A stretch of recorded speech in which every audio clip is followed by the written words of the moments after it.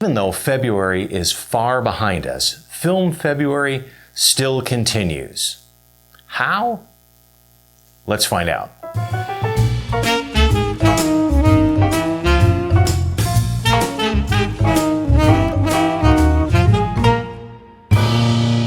As some of you may remember, in an earlier video for the Film February celebration, we took the Canon F1 out along with a roll of Kodak Gold 200 and did some photographs. The idea was a photo contest that would be the entire roll, not a single image, and the hope was that the roll would show a theme of photographs. The unique thing about this is that you have no opportunity to edit any of the photographs. You would take this one roll of film with your camera, send it in for processing and scanning, then there were a number of judges who would judge the roll of film in its entirety and a theme, and then award winners.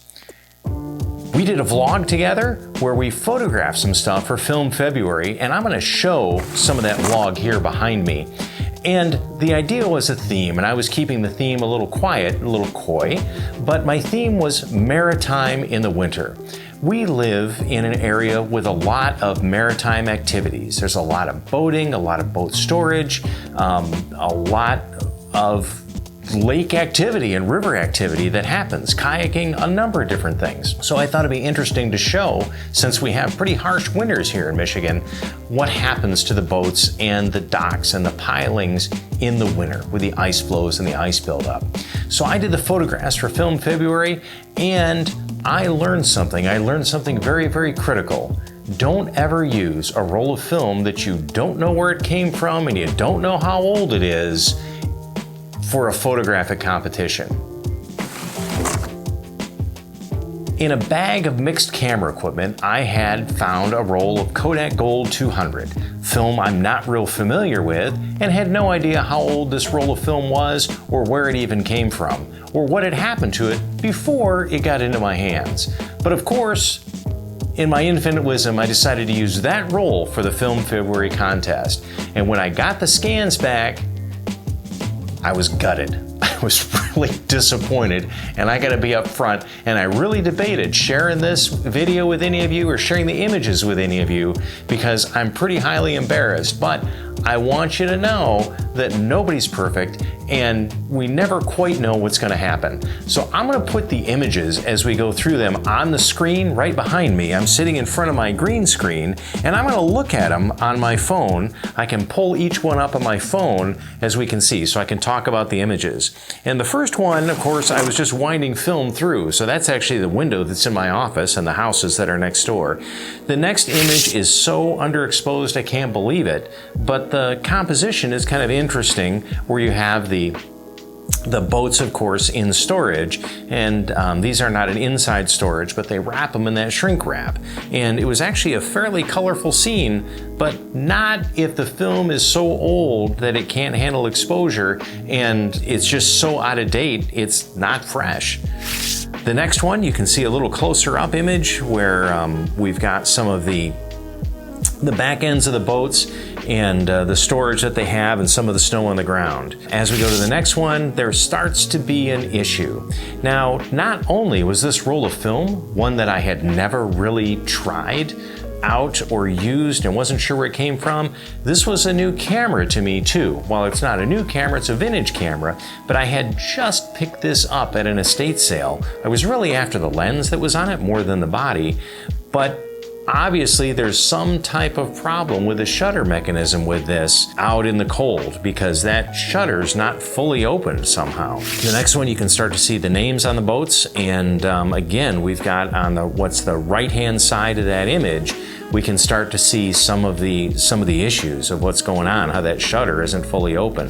The next one's a vertical shot, and this one here you can very clearly see that the shutter didn't fully open, and again, how massively underexposed this film is. And as we go on to a boardwalk shot with a couple of freighters along the St. Clair River with the snow, again, you can see there's only half the image.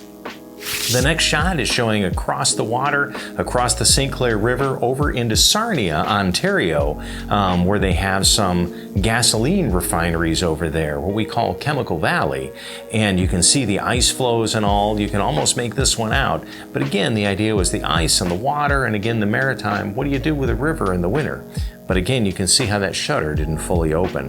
The next one is a piling. This is actually one of my favorite pilings to photograph, and I have some ideas about photographing this on some misty mornings, if we ever get any coming up this spring. But again, you can see the shutter didn't fully open.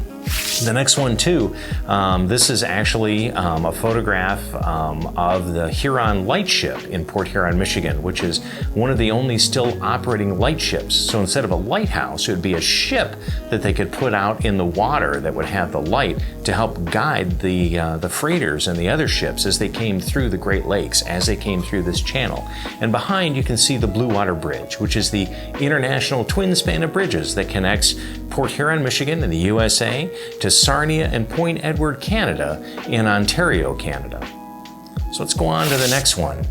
This one, the shutter almost fully opened, but again, the film is so massively underexposed, you can hardly see the ship prop that's been put on display near the water that's there. And the idea was kind of a stylized shot where it would be in focus and the background would be dropped a little bit out of focus. Again, the same image, a little different angle, and again, so incredibly underexposed, and again, the shutter didn't fully open. Here we have another shot of the Huron lightship again, and kind of the wood, but whatever that thing is on the prow that sticks out, and you can see the Blue Water Bridge in the background, or Blue Water Bridges, there's two now in the background, and again, underexposed. Now we've taken a drive downriver a little bit, a little more, or quite a way south of where we live, and that's a dock in somebody's private boat slip. And again, the idea was the ice and the ice flows. This one at least looks like the shutter pretty much fully fired, probably because the camera was warm and in my car.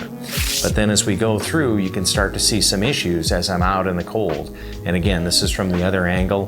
This is, again, severely underexposed.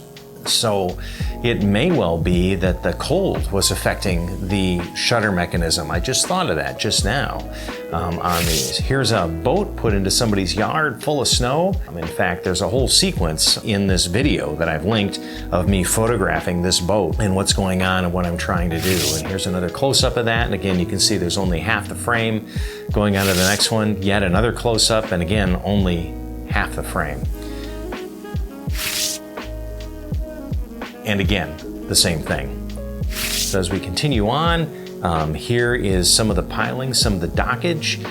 As I remember right, this is in Algonac, Michigan, which is a community downriver of Port Huron, very much a maritime community.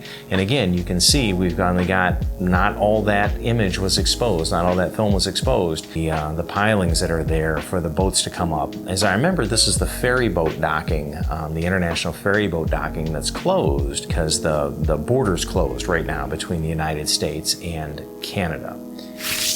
And again, here's some of the ice flows, as we can see, where I think the interest that I was after is on the right side of that frame where you can't even see anything.